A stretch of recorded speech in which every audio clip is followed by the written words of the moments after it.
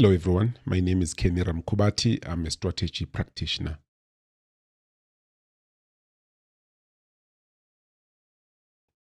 Why strategy?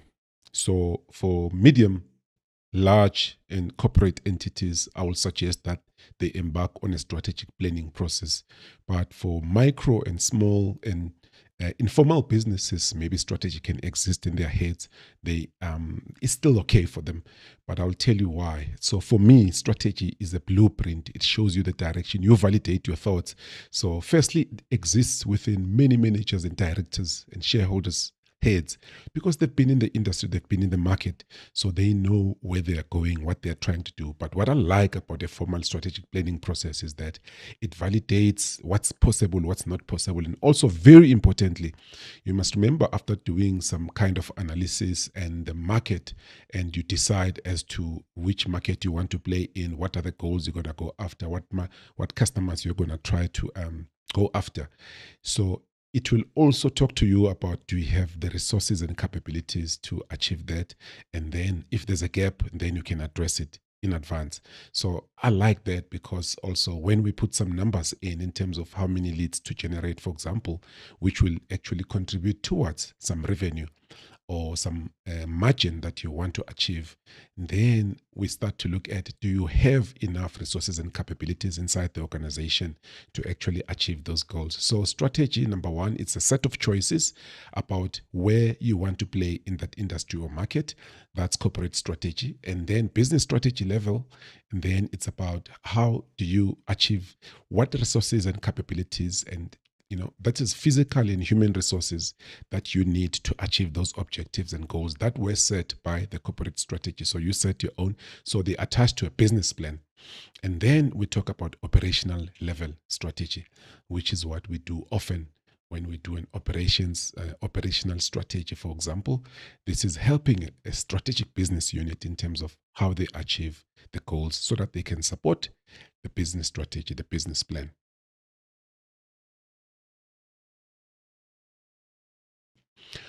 How do I perform strategy? How do I plan for strategy? So, because I've been practicing strategy for a few years now, I've assisted many dozens of organizations with business turnaround. So I had to do strategic planning for those organizations. Most of that strategy was based on the sales and marketing business growth strategy, how they increase their market share. So I've developed my 5-step growth strategy, expansion growth strategy. So, and that I will talk about that. So the first step, for example, here is situational analysis. I use what we call the 5 C's to gather the information of what's affecting the entity, the business, external and internal factors that affect the business. And then with that, it goes to SWOT analysis. So I link it to SWOT analysis. Here I see the gaps, I see the opportunities for the organization, the threats as well, and the weaknesses. So this is what must be addressed by the strategy going forward. So that's still step one. Then step two, I look at, and something that many practitioners of strategy do not do, I decided to do it in step two, is shareholder value analysis. What I'm doing in here is what's in it for the shareholder, what's in it for people who put in their heart and money to the business. So I validate about 3 things there. The first one is the revenue. We look at the target, we baseline it, and we look at the future. 12 months, normally I focus on 12 months. I do look at 3 years, but I start with 12 months so that we can get some sanity. Then I look at the margin, and the important margin for me is operating profit, operating margin, because it shows us how well the organization is using its resources to achieve profits. And then I look at a margin or an indicator which is very important in the financial space, which is return on capital employed. And why am I choosing return on capital employed and not ROE or ROA? It's because return on capital employed also, again, is an indicator of how well the organization is using its resources and capabilities to achieve profits, to create value for shareholders. So it's very important. And then there is a particular formula that we use, of course, that will give us an indication.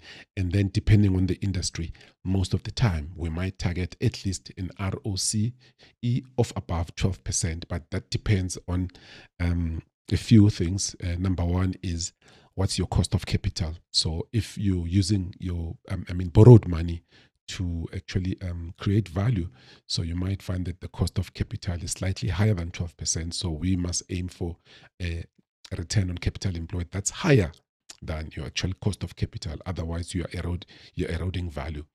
Then we look at step 3. Step 3 for us is VMSO. I've decided to look at the vision, mission, strategy, and objectives in step 3. The reason is simple, is that even when the organization I started with have got their own vision and mission, I still validate if is this still relevant for the objectives, for the goals that we want to achieve. Then I validate. And of course, most of the time, I will suggest a new vision and mission if there's a huge turnaround project, and then I will have some rationale as to why we should adopt a new vision and mission, for example. So VMSO and then strategy and objectives. So still within step 3, we come up with the SMART objectives for the organization. Normally there will be balanced scorecard type, which means they'll be focused on customers, finance, people, and actually business processes as well.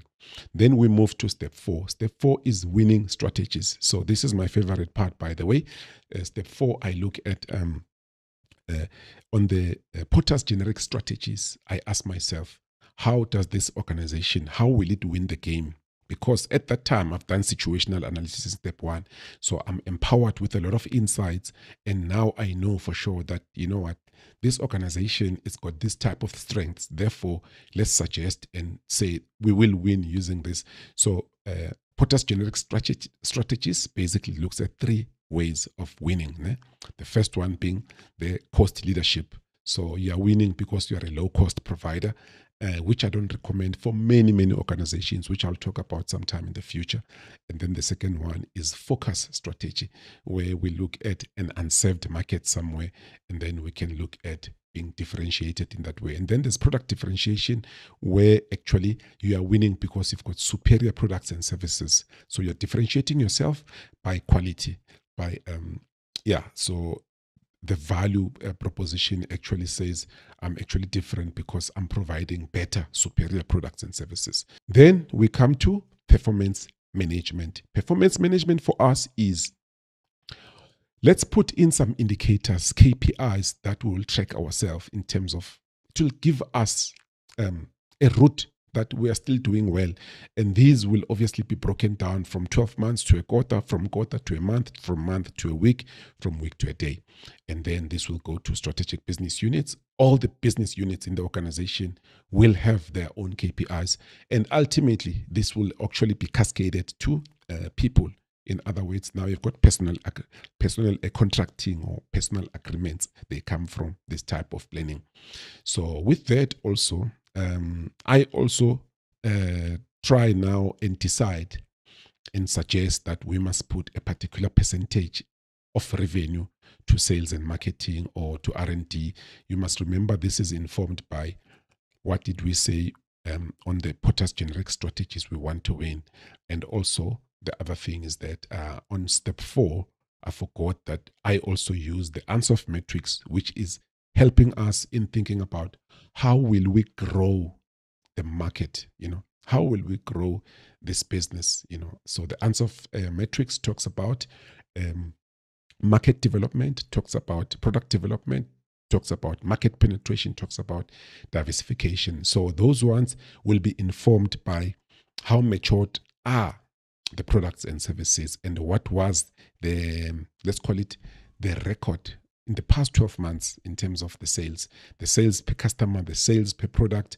That will also tell us, those performing products, then we can say, let's maybe take advantage of those. And then if it is a market, because you must remember, after doing situational analysis, we are empowered with insights on which markets are actually more profitable and attractive for this organization. Therefore, then we can say market development as an Ansoff metrics.